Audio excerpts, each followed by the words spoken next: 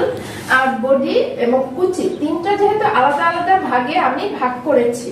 এখন আমরা যখন শাড়ি করব তখন খেয়াল রাখতে হবে যে একটা শাড়ির একটা জায়গা ফোকাস করতে হবে। ফোকাস বলতে যেখানে সবার চোখটা আগে যাবে, মানে যদি আমরা বডিটা ফোকাস করতে চাই আমাদের ফোকাস বিন্দু থাকবে বডি হবে, কিন্তু স্ট্যান্ডার্ড কোনো ডিজাইন হবে না, কারণ একটার সাথে একটা সামঞ্জস্য রেখে কাজ করতে হবে।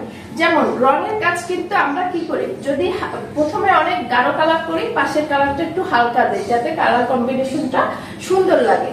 আর এই শাড়ির ক্ষেত্রেও তাই, যদি আঁচলের পোষণটা আমরা চাই যে এটাকে আমি হাইলাইটস করব, আঁচলটা হচ্ছে তিনটা পার্টে, একটা আঁচল, একটা বডি, একটা কুচি।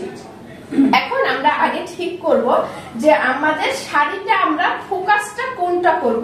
ফোকাস ঠিক আছে, ডিজাইন তো যে যার মতো করতে পারে, একটা স্ট্যান্ডার্ড তো ব্যাপার আছে, কারণ কাস্টমার দেখে যেন আপনার জিনিসটা মানে কিনতে চায়, আকর্ষণ বাড়ে।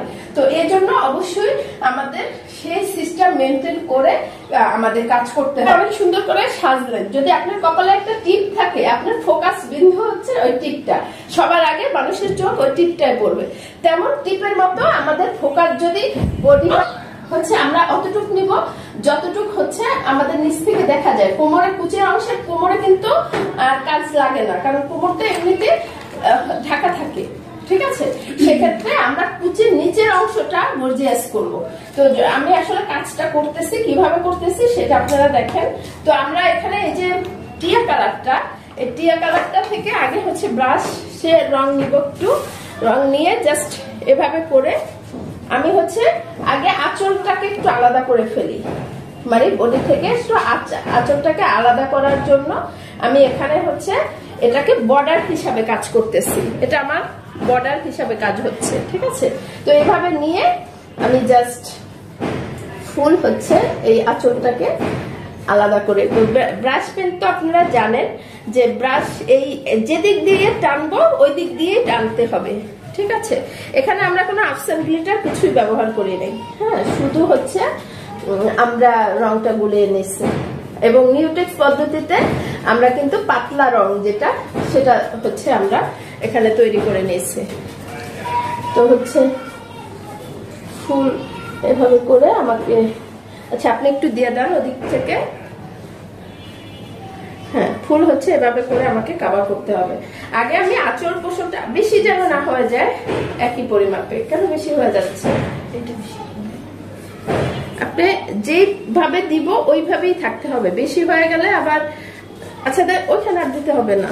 যেখানে যদি কোনো জায়গায় একটু বেশি পড়ে সেখানে বারবার দিলে কিন্তু আরো ওইটা হচ্ছে বেশি দেখা যাবে, ওইটা আরো খারাপ লাগবে। এখন ওইখানে একটু বেশি মানে আমাদের ব্রাশটা টানা হয়েছে, এখন এদিকে একটু বেশি না দিলে আবার হচ্ছে অ্যাডজাস্ট হবে না, এই জন্য হচ্ছে আবার এদিকে। এখন এটা হচ্ছে আপনারা কাজের ভাষায় বলে আঁচলটা কেটে নিলাম, তো আমি কিন্তু কেচি দিয়ে কাটি নাই, আমি কেটেছি হচ্ছে আমার কাজ দিয়ে, মানে আঁচল পোষণটা আমি হচ্ছে রং দিয়ে ব্রাশ পেন্ট করে নিলাম। ব্রাশ পেন্ট করলে সময় কম লাগে। এবার এগুলো কিন্তু হচ্ছে বর্ডার অংশ, তো আমি যেহেতু আঁচলটাকে একটা প্রথম একদম পুরা বর্ডার করে দিব, হ্যাঁ, আঁচলটাকে বর্ডার করে দেবো, এই জন্য এই যে বর্ডার অংশগুলো হচ্ছে জাস্ট এভাবে করে দিচ্ছি। আমরা যখন হ্যান্ড পেন্টের মধ্যে ব্রাশ পেন দিয়ে কাজ করব আমাদের সময় কিন্তু খুবই কম লাগবে, কারণ একটা শাড়ি আমরা 2 ঘন্টার মধ্যে ইনশাল্লাহ কমপ্লিট করে ফেলতে পারবো যদি ঠিকমতো আমরা সেট আপ করে নিতে পারি, হ্যাঁ। এবং খরচ খুবই কম, কারণ খরচ কত কম হয় এবং অনেক বেশি কিন্তু রং লাগে না, এইটাই। আচ্ছা আমার শাড়ির ইয়াটা বোঝা যাচ্ছে, কেউ একটু টেনে ধরলে ভালো হয়, মারিয়া যদি এদিকে চলে আসো একটু টেনে ধরলে মনে হয় ভালো হয়। তো হচ্ছে আমি আস্তে আস্তে করে এভাবে করে বর্ডারটা ক্লোজ করে দিচ্ছি। এবার ওই পাশ আর ওই পাশ দিব, হ্যাঁ, বন্ধ করো। আমরা আপুরা এভাবেই হচ্ছে ক্লাসগুলো কমপ্লিট করি। আগে হচ্ছে আমাদের বুঝিয়ে দেওয়া হয়, আমাদের ফোকাস বিন্দুগুলো সেট করা হয়, তারপর যখন শাড়িটা করি শাড়িটা কিন্তু অনেক সুন্দর করে ফুটে ওঠে স্ট্যান্ডার্ডভাবে। সবাই ভালো থাকবে।